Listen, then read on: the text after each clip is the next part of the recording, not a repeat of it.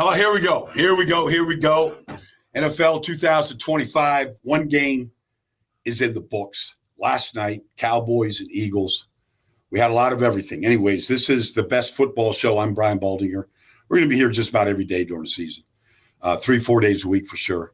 And just breaking things down, letting you know what I see when I watch the tape. And I've watched the Eagles tape. And I announced the game last night. So I saw it live. I was down the field before the game, talked to a lot of the players, and then announced the game live for national radio, and then rewatched it a couple times this morning. So I have the game pretty well covered here. But you can find this show, The Best Football Show, by downloading a free Odyssey app, liking it, subscribing to it, commenting on it, all that kind of good stuff that we do. And then you can find me across all the social media platforms. I posted 16 different videos today from last night's game on Twitter and YouTube and Twitter, Instagram, along with TikTok. So we've got them all up all over the place. But let's get to it because the game had everything that you could want. I mean, a rain delay with 4:44 to go in the third quarter and a tight score, 24-20. After the Cowboys just fumbled the ball, Jahad Campbell, the rookie, knocking the ball out of Miles Sanders' hands. And a turnover down on the 12-yard line. Cowboys going in to score to take the lead after a 49-yard run by Miles Sanders. They were taking the lead at that point, and the Eagles got a takeaway. And then the weather struck. But then, it all started at the very beginning, and I don't really want to spend much time on what happened with Jalen Carter and Dak Prescott. All I know is it's an ugly look for the NFL. We've got the entire NFL fandom across the world, around the world, tuning in to watch this game. Big channel, NBC, big broadcast, NBC Night in America. And before we even snap one offensive play, Jalen Carter's getting thrown out of the game for spitting at Dak Prescott. Now, I'm not here to say that Dak didn't instigate it. I don't know. NBC did a good job of covering it. Was that spit that came out of Dak's mouth, was that at Jalen Carter? I don't believe it was. But look, Jalen Carter is wired like that. And he took it personally, and he went right back at him. And it's just, he got thrown out of the game. He should have been thrown out of the game. But did Dak instigate it? I don't know. Only Jordan has apologized, said it won't happen again. And he let his teammates down. And it's an ugly look for the NFL, for television, for everybody that tuned in. It's just bad sportsmanship. It's bad behavior. And there's just no place for it. And so I was a little distraught to start that game when I saw what happened. Jalen Carter is their best defensive player. They're not as good without him. But regardless, I mean, if the league decides to suspend him for more games or take a game check, whatever they have to do, so that because sometimes the league goes overboard with their punishment. But I can't remember this happening in recent time. Never happened to me while I played. But sometimes they go overboard just to send a message. And I don't have any problem with it. Whatever the league does to Jalen Carter, I don't have any problem with it because it's just no place for it. So whether it's a game check or more games or whatever, the Eagles are going to have to live with it. So that's that. And so their best player was thrown out of the game. But what it did was, honestly, Jordan Davis played the most snaps he's ever played in his life. He played all but 6 snaps last night. And he was a real force. He should have had a sack. He could have had another sack. He was good in the run. Jordan Davis, because Jalen Carter wasn't there and they didn't have an extra man in rotation, was forced to play a lot of snaps. And it's something that he's had a hard time doing in his first 3 years of his career. I just posted a video of him last night. You're playing and playing well. He's always had a hard time with conditioning. He said he got down to 330 this year, the lowest he's ever been. And it showed. Now, I thought, obviously, the offenses came out swinging. The teams, starting with Dallas, they scored in the first 7 drives. Dallas scored 20 points on their first 4 drives, and the Eagles scored 21 points on their first 3 drives. And they were up 21-20 at the half. So totally different second half. Totally different second half. But in the first half, the offense is ruled. I mean, CD had his plays, and Dak made his throws, and Javonte Williams, found 1-yard plunges. The offense line of the Cowboys played very, very good. Tyler Booker, the right guard, was what they hoped he could be. The interior, Tyler Booker, Cooper Beebe, Tyler Smith, they were very good. And the edges, Terrence Steele, Tyler Guyton, they were good. They were really good up front. Dak played great. He played a great game. It's interesting. For the 7th straight visit to Philadelphia, Dak has yet to turn the ball over. He played great. He saw the field. He threw the ball with tight spirals. He didn't put the ball in harm's way. CeeDee Lamb, didn't catch a cold last night. And, it's just unusual. He's a great player. But he dropped 3 balls last night that could have changed the game. All the way to the very end, to the last 4th and 3 play, where he ran a wheel route on the outside against Quinyon Mitchell, and the ball went through his mitts. If CD plays the way CD usually plays, Cowboys might have won that game. So that was unfortunate. The Eagles committed a lot of penalties. They gave the Cowboys 6 first downs, defensive penalties, and allowed them to extend drives early in the game. Quinyon Mitchell, pass interference against George Pickens. I didn't agree with the call. The side judge didn't throw a flag, but the back judge down by the goalpost threw it a long ways away.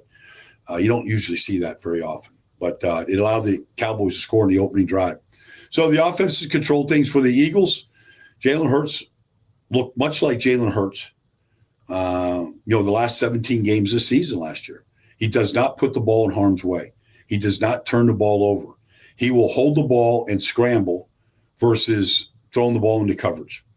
And then, look, the Cowboys decided to start blitzing in the second half, and all their blitzes, in fact, three blitzes off the corner, 2 by Deron Bland and 1 by Trayvon Diggs, all affected Jalen Hurts.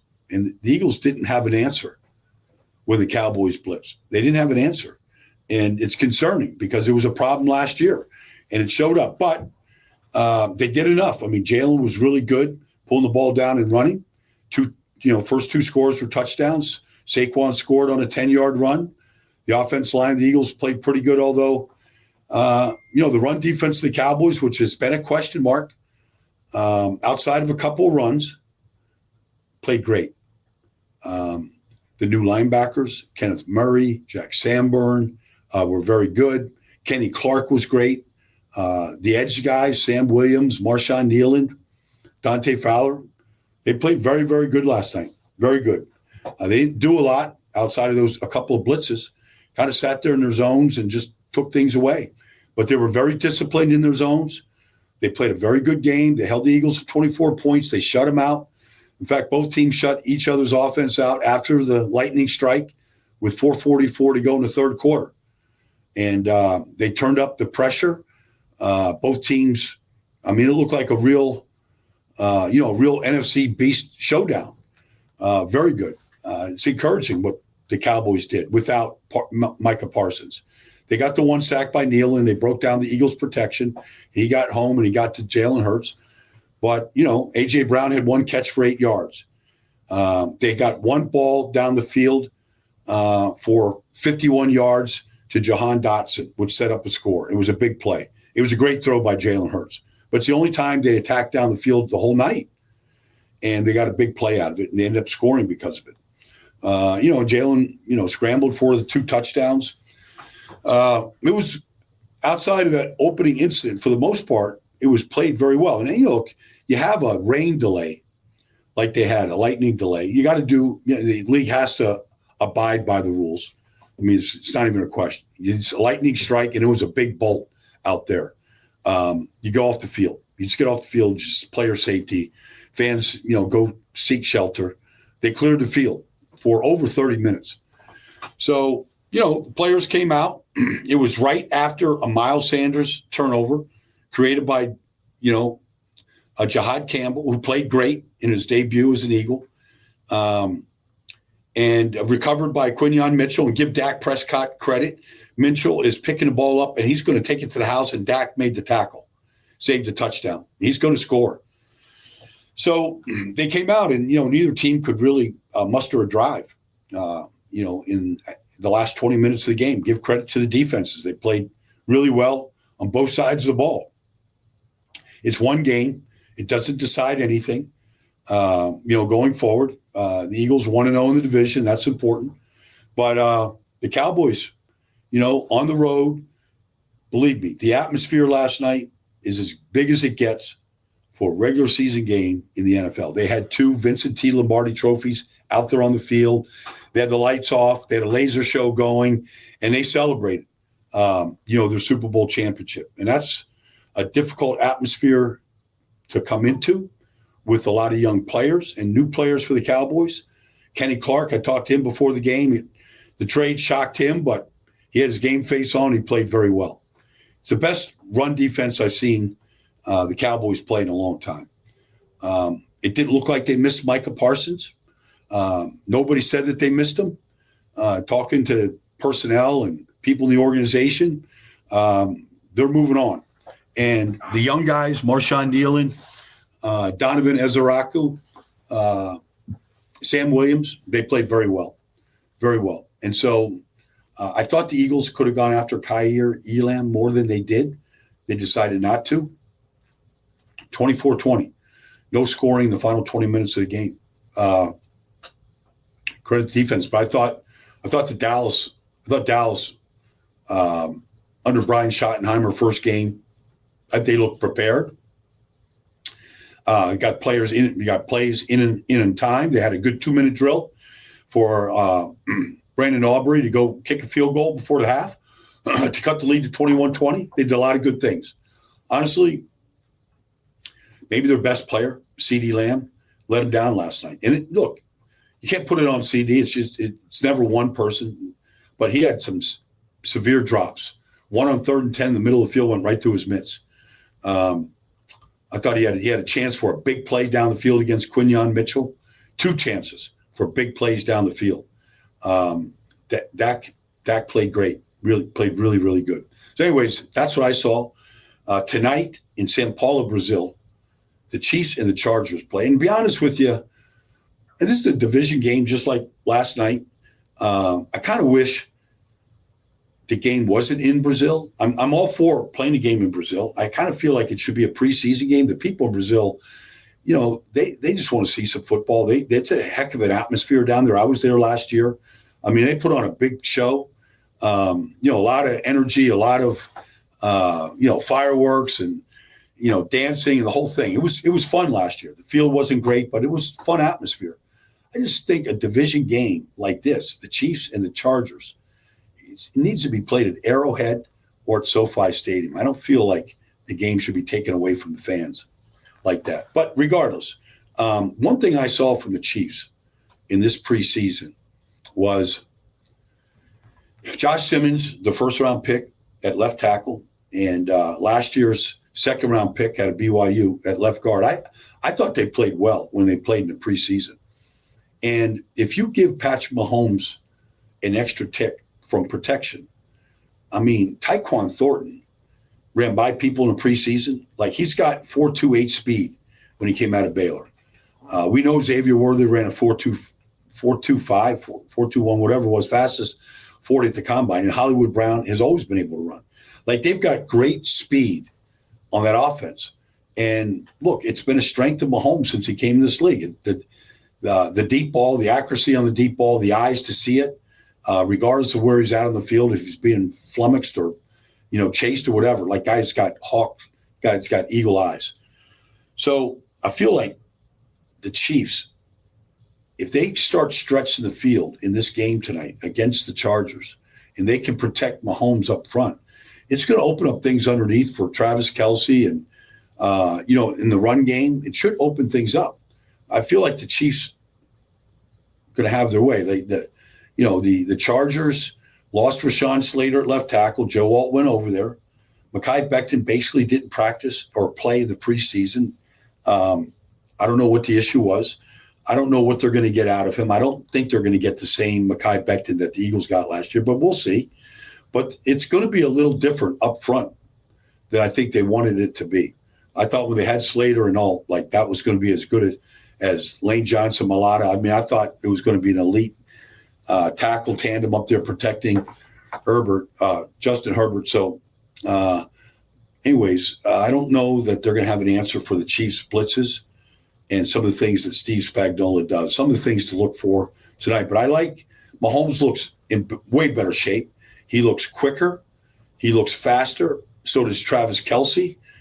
They both really committed themselves to, being in great shape this year. And I think it's going to pay off. And I think it's going to be the difference tonight. Now, I'll say this. Maybe the field's different this year than it was last year. I thought it was a slow track last year. Very slow track. You had the big play last year from Jalen Hurts to A.J. Brown to start the third quarter, which broke the game open for the Eagles. But I thought the footing was soft and guys were slipping last year. Something to look for tonight. I mean, look, it's a soccer stadium. It's a soccer stadium in Sao Paulo, Brazil. It's their national sport. These soccer fields, you see the same thing in London and in Germany. These soccer fields are made for soccer, and the grass is thin, and it's made to slide, to tackle, a soccer tackle. And so they're slick. And so it's the footing is really, really important tonight for all the players to really get the right cleats because it was a problem last year. But anyways, we'll all be watching. Let's just hope there's any incidents like we saw to start the game last night with Jalen Carter getting ejected. We'll see what the fine is, if there's going to be further suspension. But anyways, that's been the best football show here today. We'll be back here all week next week, breaking down week 1 in the National Football League.